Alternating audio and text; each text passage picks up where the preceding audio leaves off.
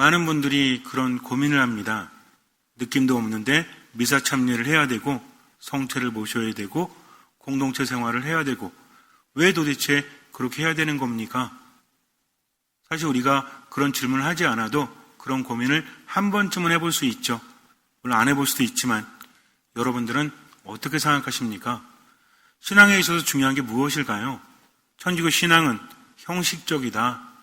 예절이 너무 많다. 꼭 그래야만 되는가? 마음이 중요한데 라는 생각이 들 때도 있을 거예요.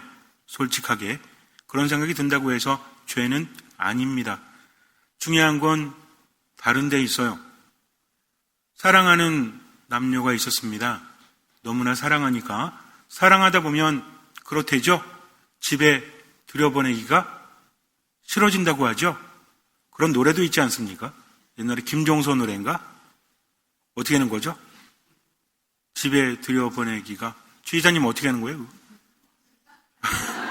잘 모릅니까? 어쨌든 그런 노래 있잖아요. 그죠? 그러니까 어떻게 하겠다? 같이 살아야 되겠다 해서 고백을 하죠.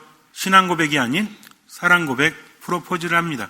그러면서 함께 살아가죠. 얼마나 행복했을까요? 함께 있기만 해도 좋으니까. 그런데 하루하루가 지나고 세월이 흘러서 둘 다 할아버지, 할머니가 되었습니다. 이혼을 결심했어요. 법정에 가서 이혼 수석을 받는데 할머니가 말합니다. 이혼하는 가장 큰 이유가 뭔지 알아? 할아버지가 쳐다봤죠. 그게 뭔데?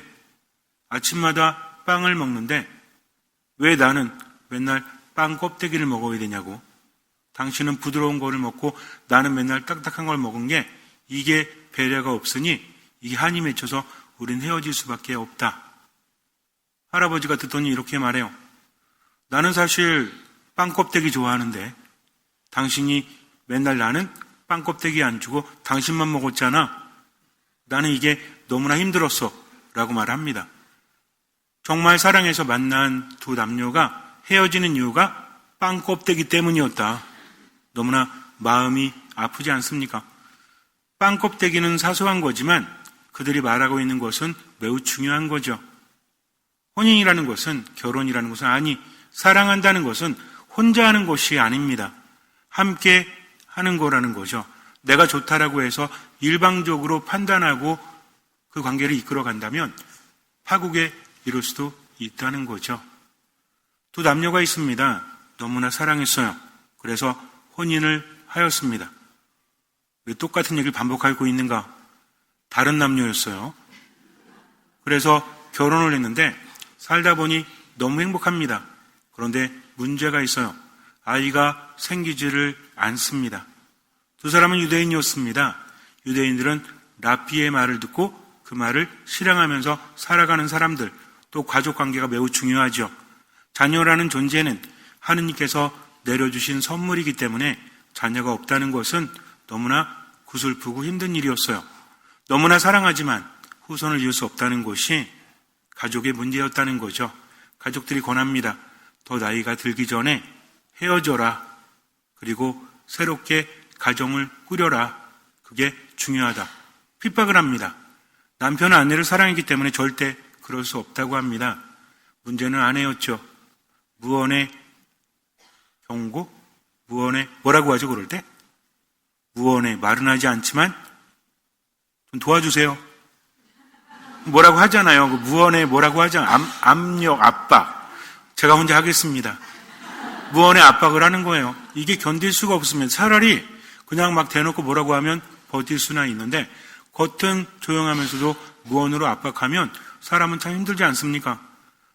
나 때문에 남편이 힘든 것을 지켜볼 수가 없어요. 그래서 알겠다고 합니다. 남편에게 말해요. 더 이상 버티지 맙시다. 당신이 나를 사랑한다면 이 순간이 지난다고 할지라도 나는 계속 힘들 거예요. 우리는 헤어지는 게 나아요. 남편이 그 말을 듣습니다. 너무나 마음이 아프지만 아내가 그렇게 말하기 때문에 그래서 아내에게 말합니다. 그러면 당신이 원하는 것 한 가지를 들어주겠다. 통장에 있는 돈을 다 달라고 하면 지금부터 통장에 돈을 다 넣겠다. 집을 달라고 하면 내 돈을 다 투자해서 좋은 집을 사겠다. 그러니 그것을 말해라 하면서 가족들에게 선포합니다. 내가 여러분들 말 때문에 헤어집니다. 나는 헤어지고 싶지 않지만 내 아내가 그렇게 말하기 때문에 그 말을 들어줍니다. 그런데 아내가 원하는 거 한 가지는 분명히 제가 줄 것입니다. 그것이 무엇이든지 간에 이미 말을 했다는 거죠. 아내에게 준비하라고 합니다. 당신이 미리 말을 하면 내가 뭐든지 거기다 몰아서 당신에게 주겠소. 근데 이 사람은 돈이 굉장히 많았거든요. 그래서 아내가 전 재산을 다 달라고 해도 줄 용의가 있었습니다. 회당에 모였습니다. 랍비가 주제를 해요. 혼인을 주제하듯이 이혼식도 주제를 합니다. 그러면서 말해요. 남편의 청을 들어서 아내가 원하는 거 한 가지를 아내에게 주도록 하겠습니다. 그러니 공개적으로 아내는 그것을 요구할 수 있습니다. 남편은 고민합니다. 왜냐하면 아내가 말을 안 했기 때문이에요. 집을 원하면 돈을 다 투자해서 큰 집을 사고 돈을 원하면 집을 팔아서 통장에 넣어주려 했거든요. 근데 아내는 그걸 요구하지 않았어요. 도대체 왜 저러는 걸까? 아내가 말합니다. 미소를 지으면서 걱정하지 마. 나는 가장 좋은 것을 택할 거야. 남편은 아무리 생각해도 떠오르질 않는 거예요. 이제 이혼식을 거행하기 전에 아내에게 말합니다. 내가 당신에게 한 가지를 주겠소. 무엇을 원합니까? 가족들은 모두 주시하고 있었죠. 아내가 입을 엽니다. 돈이 많다고 할지라도 나는 필요 없습니다. 큰 집이 있다고 해도 나는 필요 없습니다. 나는 당신이 없으면 안 됩니다. 그러니 당신을 나에게 주십시오. 어떻게 됐을까요? 이혼식이 망쳐졌겠죠, 그죠? 약속을 했잖아요. 나를 주겠다고. 그 아내는 알고 있었던 거죠. 나를 행복하게 하는 것은 바로 당신입니다. 당신이 함께해야만 나도 행복할 수 있는 거죠. 둘은 나이가 들었습니다. 둘은 어땠을까요? 빵 껍데기 때문에 헤어졌을까요? 그렇지 않았습니다. 시작은 둘 다 사랑했지만 사랑의 방식이 달랐다는 거죠. 사랑은 무엇입니까? 사랑이라는 것은 참 다양하게 풀이될 수 있죠. 수많은 가사들, 수많은 소설들, 그런 것들이 사랑에 대해서 이야기합니다. 사랑이라는 것을 찾아보면 너무 많아요. 사랑이 뭐죠? 여러분에게 물어봐도 다를걸요? 제가 혼인하는 분들에게 늘 묻습니다. 혼인 주례하기 전에 물어요. 사랑이 뭡니까? 그랬더니 둘이 마주보는 거래요. 마주보다가 큰일 날 수 있어요. 제가 한 10년 전에 혼배를 해달라고 왔어요. 제가 보자 때 청년했던 애들이 이제 나이가 들어서 결혼을 한대요. 아주 빠른 건 아니었습니다. 그래가지고 결혼하는데니까 알았다고. 그래서 둘이 그냥 계속 손잡고 있는 거예요. 그래서 그럼 어떻게 앞으로 살 거야 그랬더니 둘이 손을 놓지 않을 거래요. 제가 그랬습니다. 부부싸움 할 땐 손 놔. 옆에 있다 큰일 날 수 있으니까. 농담으로 그랬는데 마주보는 게 무조건 좋은 건가요? 그랬더니 또 한 단계 바뀐 게 있죠? 업그레이드된 버전 뭐예요? 사랑은 마주보는 게 아니라 같이 한 방향을 보는 거다. 웃기고 있네. 그런다고 해서 뭐가 달라질 수 있을까요? 저는 그 표현을 폄훼하는 거 아닙니다. 사랑이란 건 되게 힘든 거예요. 예수님께서 뭐라고 하십니까? 내가 너희를 사랑하였듯이 너희도 서로 사랑해라. 사랑에 대해서 예수님 분명히 말씀하십니다.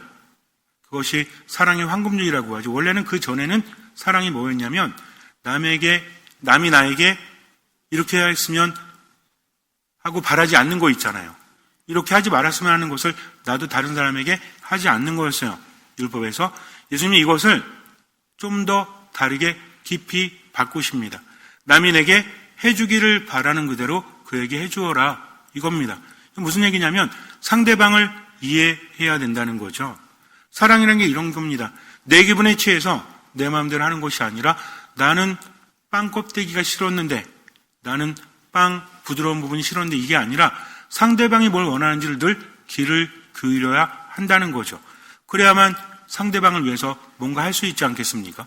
이게 사랑이라는 거죠. 근데 나는 최선을 다했어요. 상대방이 왜 힘들어? 라고 한다면 이거 진짜 사랑이 아니라는 거죠. 그렇기 때문에 사랑이라는 것은 이기적인 게 아니라 이타적인 겁니다. 내가 상대방을 사랑하기 때문에 그를 알고 그에게 맞춰줄 수 있는 배려가 바로 사랑이라는 거죠. 사랑에 대한 정의는 많지만 이건 분명합니다. 내 마음대로 하는 게 아니에요. 상대방에게 귀를 기울이는 것. 그렇다면 신앙은 무엇입니까? 하느님과 우리의 사랑이라는 거죠.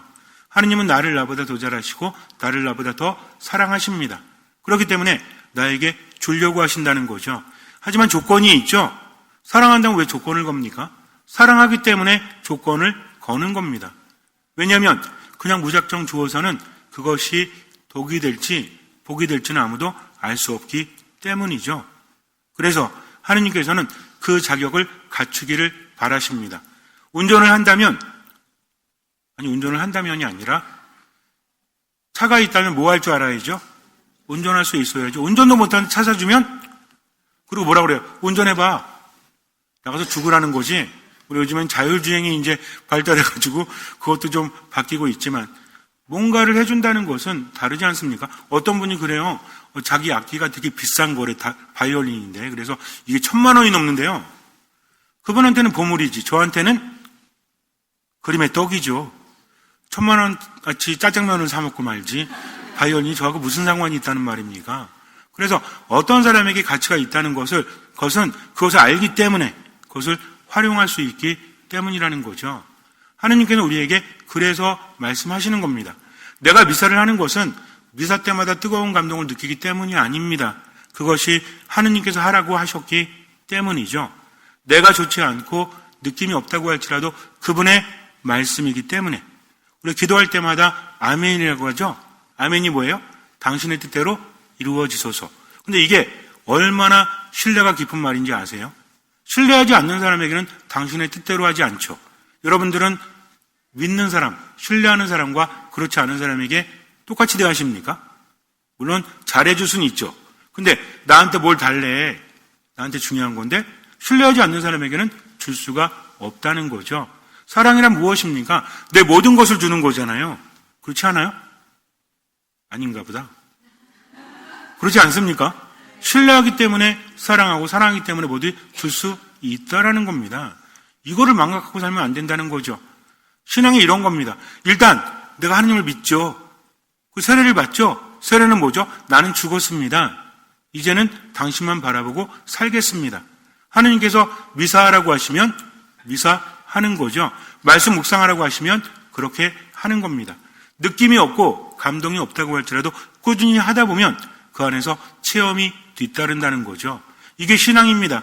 그렇기 때문에 내가 미사 참여하고 또 공동체 생활을 하고 기도하고 말씀 묵상하는 것은 하느님과의 관계 안에서 그분을 알기 위해서다. 즉 그분을 아는 만큼 믿음은 커간다는 거죠. 근데 미사회에 나가야 됩니까? 미사의 가치를 모르기 때문이죠. 미사의 가치는 무엇이죠? 미사할 때는 어디 있는다고 그랬어요? 혹시 기억나십니까? 기억나냐고 질문하는 게 이상하죠. 그죠? 왜? 처음 듣는데 무슨 기억나냐고. 미사라는 것은 십자가 아래 서 있는 겁니다. 시간과 공간을 초월해서 미사 때마다 예수님의 십자가 위에서의 희생과 그분의 보속이 우리에게 은총으로 쏟아지는 거죠. 미사 때 하는 형식들이 다 의미가 있다는 거죠. 그분의 말씀을 듣죠. 그 다음에 성체를 모시죠. 사제가 어떻게 합니까? 물하고 포도주를 섞죠. 예수님의 인성과 신성을 의미하죠. 예수님의 옆구리에서 피와 물이 쏟아져 내렸죠. 무엇입니까? 예수님의 신성과 인성. 그분은 하느님이시고 인간이시다. 그걸 의미하는 겁니다. 미사 때 이게 이루어진다는 거죠. 그러면서 최후의 만찬 때 예수님과 제자들, 예수님과 그분을 따르던 사람들의 계약이 이루어진 그때로 돌아가는 겁니다. 그래서 미사라는 것은 내가 감동을 느끼기 때문이 아니라 아주 중요한 곳으로 돌아가는 거죠. 언제로? 우리를 구원하신 십자가 아래로, 그리고 최후의 만찬 성체성사 안에서. 매우 중요한 겁니다. 그러니까 그 안에 머무는 거죠. 우리가 밥을 먹을 때마다 밥의 가치를 깨닫는 건 아니잖아요. 근데 밥은 언제 그 가치를 깨닫죠? 먹을 때마다 혹시 이게 무기질이 어떻게 나에게 전해지고 철분으로 분해돼가지고 이런 생각하세요? 근데 언제 알죠? 안 먹으면 알잖아. 안 먹으니까 뭐가 없죠? 기운도 없고 괜히 짜증도 나고 그런 거잖아요. 그러니까 밥을 먹어야 되겠다. 이왕이면 좋은 것을 먹어야 되겠다라고 합니다. 마찬가지예요. 내가 느낌이 없다고 할지라도 미사 안에 머무는 순간 우리의 은총을 받을 수 있기 때문입니다. 이것을 어렵게 신학적으로 얘기하는 거죠. 원래 신학과 철학은 어려워요, 단어가. 그래서 말합니다. 사유적인 효과, 인효적인 효과라고 말하는데 이런 건 몰라도 돼. 내가 미사에 참여하는 것만으로도 어디의 은총이? 십자가의 은총이 나에게 쏟아진다는 겁니다. 그렇기 때문에 참여하는 거죠. 말씀을 묵상하는 이유는 무엇입니까? 하느님을 알기 위해서. 예수님을 아는 것은 종아수를 떠놓고 비나이다 한다고 해서 아는 게 아닙니다. 그분은 말씀을 통해서 알 수 있다는 거죠. 알면 알수록 어떻죠? 사랑하게 되고 사랑하면 사랑할수록 또 알게 되고. 사랑을 안 해보셨나?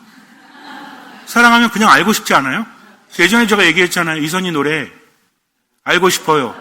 달 밝은 밤에 그대는 무슨 꿈 꾸시나요?가 무슨 생각 어쨌든 그대이기 때문이잖아요. 근데 알면 할수록 더 사랑하게 되죠. 그러면 또 어떻게 하고 싶어? 함께 하고 싶은 거죠. 근데 싫은 사람 알고 싶어요?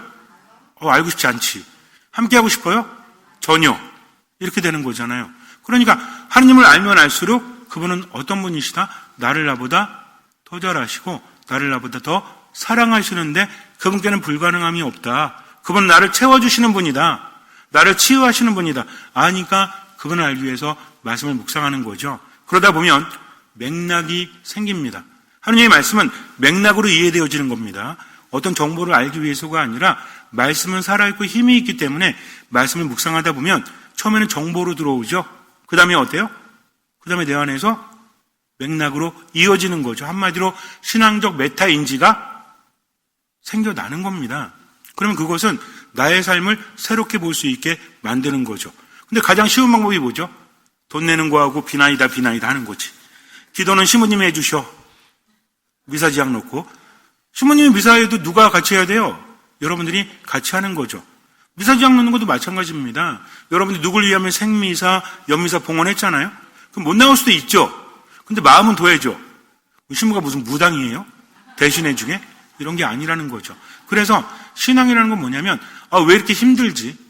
왜 이렇게 괴롭지라고 자꾸만 불만만 갖는 게 아니라 하느님을 알면 알수록 인생이란 그래요. 내가 궁금해하고 또 내가 처한 상황에 대한 해결이 이루어지지 않아도 다른 데 해결이 되면서 이루어진다는 거죠. 동양에서 한의학도 그렇지 않습니까? 서양에서 의학은 어떤 거죠? 어디가 아프면 거길 치료하죠? 동양은 어때요?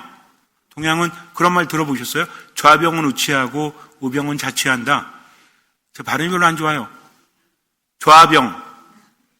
왼쪽에 있는 병은 오른쪽에서 치료하고 오른쪽에 있는 병은 왼쪽에서 치료한다. 왜 그래요? 중심이 잡혀 있기 때문이라고 하지 않습니까? 그래서 진짜 신기하죠? 오른쪽이 아픈데, 왼쪽이구나. 오른쪽이 아픈데 왼쪽을 치료하니까 오른쪽이, 여러분들 그런 거 모르세요? 목이 아픈데 여기를 막 눌러. 풀어지죠? 근데 우리가 볼 때는 연결이 안 되는 것 같아도 연결이 되어 있다는 겁니다. 나는 아픈 데만 바라보죠. 하느님은 뿌리를 아시는 겁니다. 그렇기 때문에 내가 바라는 것을 직접 말씀하지 않으셔도 이렇게 해라, 저렇게 해라. 하느님 그건 아니지 않습니까? 이거는 우리의 근시안적인 거죠. 하느님은 어떻습니까? 모든 것을 보시는 분이니까 우리는 그분을 신뢰하기 때문에 그분을 따라가는 겁니다. 그래서 말씀을 통해서 그분을 알아야 되는데 특히 다른 건 몰라도 진짜 몰라도 된다는 게 아니라 복음만큼은 알아야죠. 복음 몇 가지가 있죠? 4가지가 있습니다. 근데 복음을 쓸 때 많은 사람들이 시도를 했다라고 하죠. 복음의 목적이 뭐죠? 예수 그리스도가 하느님이심을 알게 하는 것. 우리는 예수님의 얼굴도 모르고 그분의 말씀도 못 들었잖아요. 그런데 예수님의 제자들은 그걸 다 알고 있었죠. 시간이 흐르면서 예수님을 목격했던 사람들이 하나둘씩 세상을 떠나니까 그분에 대해서 알려줄 필요가 있죠. 근데 문제는 뭐예요? 자꾸 잘못된 정보가 많다. 그러니 이것만큼은 믿을만 하다라고 해서 쓰여진 게 복음서입니다. 복음은 매우 중요한 거예요. 근데 쓸 때 목적이 있을까요? 없을까요? 있죠. 저도 여러분에게 가끔 그러죠. 화내시면 안 됩니다라고 하죠.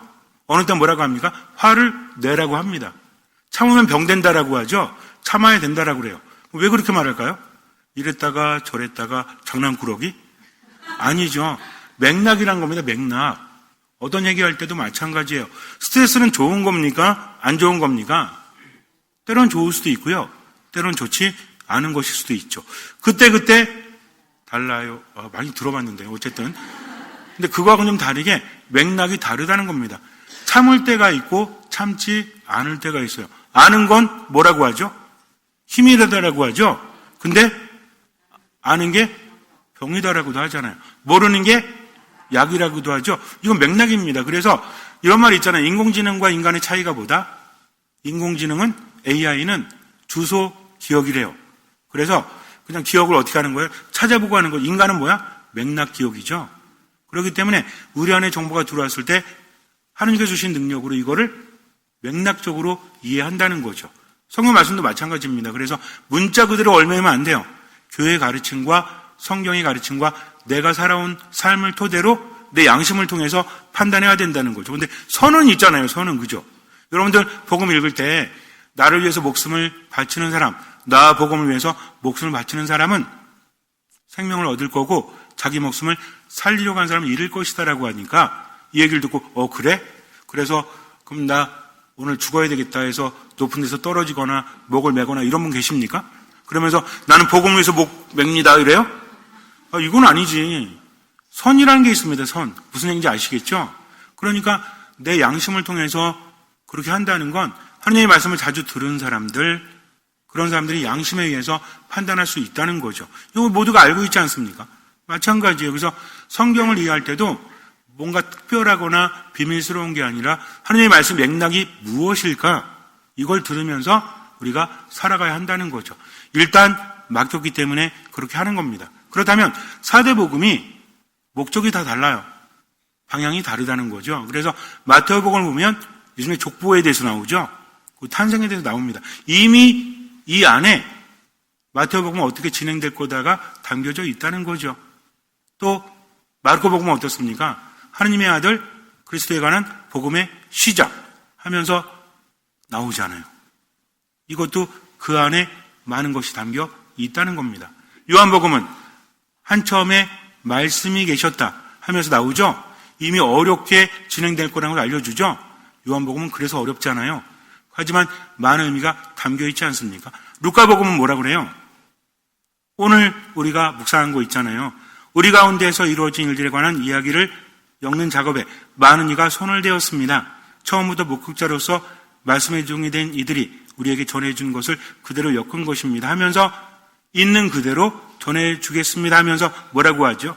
그때 예수님께서 성령의 힘을 지니고 갈릴레아로 이러면서 이야기하죠. 그분이 어떤 힘을 지녔다? 성령의 힘을 지녔다. 그러면서 그분이 나자렛에서 오셔서 회당에 들어가셔서 복음을 봉독하려고, 성경을 봉독하려고 일어서시니까 시중 드는 사람이 이사여서 두루마리를 넘기죠. 그러면서 예수님 뭐라고 하십니까? 주님께서 나에게 기름을 부어주시니 주님의 영이 내 위에 내리셨다. 주님께서 나를 보내시어 가난한 이들에게 기쁜 소식을 전하고 잡혀간 이들에게 해방을 선포하며 눈먼 이들을 다시 보게 하고 억압받는 이들을 해방시켜 내보내며 주님의 은혜로운 애를 선포하게 하셨다 하면서 루카복음 1장에서 밝히고 있습니다. 여기보다 더 중요한 말씀이 뒤에 말씀이죠. 무엇이라고 하십니까? 오늘 이 성경 말씀이 너희가 듣는 가운데서 이루어졌다. 누구 때문에? 예수님 때문에. 그분이 함께 하시기 때문에 기적이 일어나는 거고 그분이 함께 하시기 때문에 희망이 있는 겁니다. 우리들의 신앙의 중심도 이거라는 거죠. 내가 열심히 비니까 이루어지는 게 아니라 그분이 내 기도를 들어주시기 때문에. 근데 그분은 어떤 분이시죠? 나를 나보다 더 잘하시고 나를 나보다 더 사랑하시는 분이면서 나에게 요구하신다는 겁니다. 뭘 요구하십니까? 그분이 나에게 주시는 것을 잘 받아들일 수 있는 적합한 존재가 되도록. 그러니까 뭐라고 하십니까? 사랑하라고 하시고 용서하라고 하시고 기도하라고 하시고 이 말씀이 부담을 주기 위해서가 아니라 그렇게 하는 거죠. 아이가 밖에 나갈 때 날이 춥죠? 요즘에는. 그러니까 엄마가 뭐라 그래요? 옷 입고 나가라 하면서 옷 입혀주죠? 그럼 애는 어때? 귀찮으니까 빨리 나가려고 하죠. 밖에서 누구누구야 놀자 그러면 지금 시대에 안 그런가? 저 어릴 땐 그랬어요. 그럼 빨리 나가고 싶은데 자꾸 엄마는 어떻게 해? 목도리도 해라, 뭐도 해라. 귀찮아 죽겠는데, 그죠? 왜? 방은 따뜻하잖아. 근데 대충 하고 나가면 어떻게 돼요? 추워 죽지. 바로 이겁니다. 왜 안 주실까라고 원망하기 전에 하느님을 알아가십시오. 그분은 어떤 분이십니까? 그분이 있는 곳에서 기적이 일어나고 또 억압받는 이들이 해방되고 눈먼 이들이 보게 된다. 그분은 그것을 주시는 분이라는 거죠. 그러니까 우린 그분을 신뢰하면서 미사 안에 말씀 안에 기도 안에 어떤 마음으로? 듣는 마음으로 머무는 겁니다. 이미 그분이 나와 함께 하시면 이루어지기 때문이죠. 그래서 복음서에서 저마다 다르지만 예수님이 어떻게 기적을 일으키시죠? 너의 믿음이 너를 구원하였다. 네가 믿기 때문에 내가 구원을 준다. 네가 믿기 때문에 내가 기적을 행한다. 라고 하시죠. 또 뭐라고 하십니까? 내가 하고자 하니 그렇게 되어라. 뭔 얘기예요? 기적의 원천은 예수님이다. 예수님은 누구시다? 하느님이시다. 그러니 누굴 따라라? 예수님을 따라라. 그러면 나머지는 그분께서 보증해 주신다. 이게 믿음이에요. 그러니 믿고 지금을 살아가는 거죠. 그냥 막연하게 언제 이루어질지 모르니까가 아니라 때가 되면 이루어 주시겠지. 내 뜻이 아니라 하나님의 뜻대로 하면서 내가 최선을 다해서 움직일 때 나를 통해서 그분은 기적을 일으키신다는 거죠. 그러니 믿는 사람은 왜 안 주셔? 힘들어 죽겠는데 미사 꼭 나가야 돼? 라고 하면 돼요? 안 돼요? 괜찮아요. 하세요. 근데 그래도 머무시면 돼요. 어쨌든 미사 안에 머물면 되고 말씀 안에 머물면 되고 기도 안에 머물면서 자꾸 머물면 신뢰감이 생깁니다. 그럼 사람은 변하는 거예요. 그래서 신앙은 그분에 대한 신뢰인데 믿음은 어떻게 생긴다? 믿음은 들음에서 오고 들음은 그리스도의 말씀으로 이루어진다. 기억하세요. 그리고 어쨌든지 간에 믿음이 있든지 없든지 간에 믿음이 생겨나기 위해서는 어떤 마음으로? 듣는 마음으로 누구 안에 머물러야 돼요? 예수 그리스도 안에. 그분이 하느님이시니까. 그분 때문에 여기에서 이루어지기 때문에. 그러면 예수 그리스도 안에서 머무는 건 뭡니까? 미사, 말씀, 기도 안에 머물고 그분의 뜻대로 아는 만큼, 듣는 만큼 실천하는 건데 얼마만큼? 할 수 있는 만큼. 얼마만큼? 벌써 요 정도 되면 이제 끝날 때가 됐구나. 벌써 저 얘기를 끝내니까. 저도 맥락적으로 하잖아요. 그죠?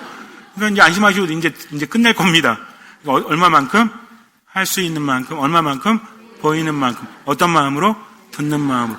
모든 것을 맡기고 최선을 다하면 되죠. 잠시 눈을 감으세요. 루카가 전한 거룩한 복음입니다. 우리 가운데서 이루어진 일들에 관한 이야기를 엮는 작업에 많은 이가 손을 대었습니다. 처음부터 목격자로서 말씀의 종이 된 이들이 우리에게 전해준 것을 그대로 엮은 것입니다. 존귀하신 테오필로스님, 이 모든 일을 처음부터 자세히 살펴본 저도 귀하께 순서대로 적어드리는 것이 좋겠다고 생각하였습니다. 이는 귀하께서 배우신 것들이 진실임을 알게 해 드리려는 것입니다. 그때 예수님께서 성령의 힘을 지니고 갈릴레아로 돌아가시니 그분의 소문이 그 주변 모든 지방에 퍼졌다. 예수님께서는 그곳에 여러 회당에서 가르치시며 모든 사람에게 친송을 받으셨다. 예수님께서는 당신이 잘하신 나자렛으로 가시어 안식일에 늘 하시던 대로 회당에 들어가셨다. 그리고 성경을 봉독하려고 일어서시자 이사야 예언자의 두루마리가 그분께 건네졌다. 그분께서는 두루마리를 펴시고 이러한 말씀이 기록된 부분을 찾으셨다. 주님께서 나에게 기름을 부어주시니 주님의 영이 내 위에 내리셨다. 주님께서 나를 보내시어 가난한 이들에게 기쁜 소식을 전하고 잡혀간 이들에게 해방을 선포하며 눈먼 이들을 다시 보게 하고 억압받는 이들을 해방시켜 내보내며 주님의 의로운 해를 선포하게 하셨다. 예수님께서 두루마리를 말아 시정도는 이에게 돌려주시고 자리에 앉으시니 회당에 있던 모든 사람의 눈이 예수님을 주시하였다. 예수님께서 그들에게 말씀하기 시작하셨다. 오늘 이 성경 말씀이 너희가 듣는 가운데서 이루어졌다. 신앙은 이런 겁니다. 내가 원하는 것을 통하기도 하지만 중요한 걸 잊으면 안 돼요. 예수님께서 함께 하시기 때문에 기적이 일어납니다. 그분이 나를 나보다 더 잘하시고 사랑하시기 때문에 기적이 일어나는 겁니다. 그러니 미사 안에 머무십시오. 말씀 안에 머무십시오. 기도 안에 머무십시오. 신앙은 그리스도 안에 머문다는 거 잊지 마시고 그리스도 바라보면서 지금을 살아가십시오. 그분의 뜻대로 들리는 만큼, 할 수 있는 만큼, 보이는 만큼 실천하십시오. 나머지는 맡기십시오. 주님께서는 그 믿음을 보시고 우리 삶에 놀라운 기적을 일으켜 주실 것입니다. 아멘.